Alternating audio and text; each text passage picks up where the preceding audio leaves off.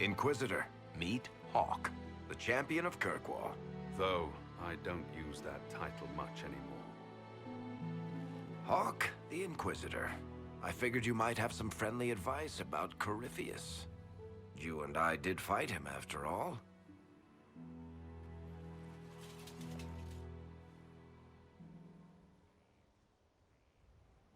This view reminds me of my home in Kirkwall. I had a balcony that overlooked the whole city. I loved it at first. But after a while, all I could see were the people out there depending on me.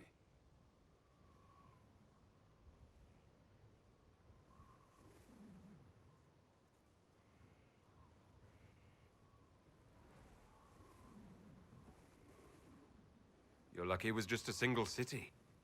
I've got half of Thedas. You're doing everything you can to protect them. Does it ever get any easier? I'll let you know.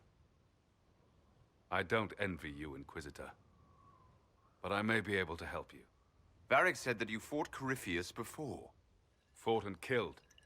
The Grey Wardens were holding him, and he somehow used his connection to the Darkspawn to influence them. Corypheus got into their heads, messed with their minds, turned them against each other. If the Wardens have disappeared, they could have fallen under his control again. If that's what happened to the Wardens, do you think we can free them? It's possible. But we need to know more first. I've got a friend in the Wardens.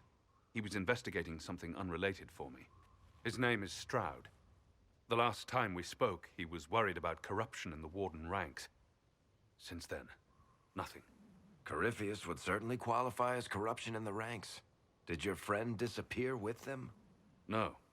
He told me he'd be hiding in an old smuggler's cave near Crestwood. If you didn't know about Corypheus, what were you doing with the Wardens? The Templars in Kirkwall were using a strange form of lyrium. It was red. I'd hoped the Wardens could tell me more about it. Corypheus had Templars with him at Haven. They looked like they'd been exposed to the lyrium you describe. Hopefully my friend in the Wardens will know more. I appreciate the help. I'm doing this as much for myself as for you. Corypheus is my responsibility. I thought I'd killed him before. This time, I'll make sure of it. Inquisitor.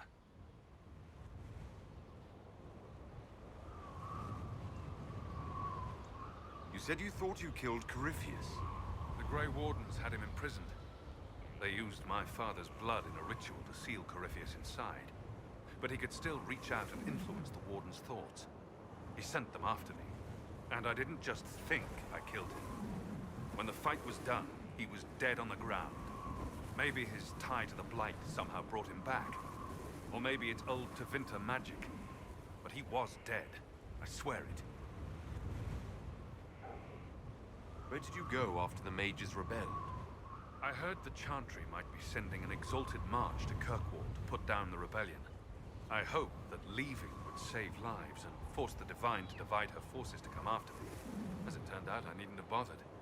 All the circles started rising up, and the exalted march never came. Varric said you were the champion of Kirkwall. I've only heard a little about what happened there. What happened at Kirkwall was the same thing that happened everywhere. Fearful of blood magic and abominations, the Templars brutally suppressed the Circle. And in their desperation to survive, the mages of the Circle turned to blood magic, or became abominations. Finally, a rebel mage named Anders destroyed Kirkwall's Chantry, and everything came tumbling down. I heard that Anders was your friend. What was he like? I don't know if there ever was just Anders. He was crazy. By the end, there was nothing left in him except this insane need to start a war no one could win. I heard you had family and friends in Kirkwall. Where are they now?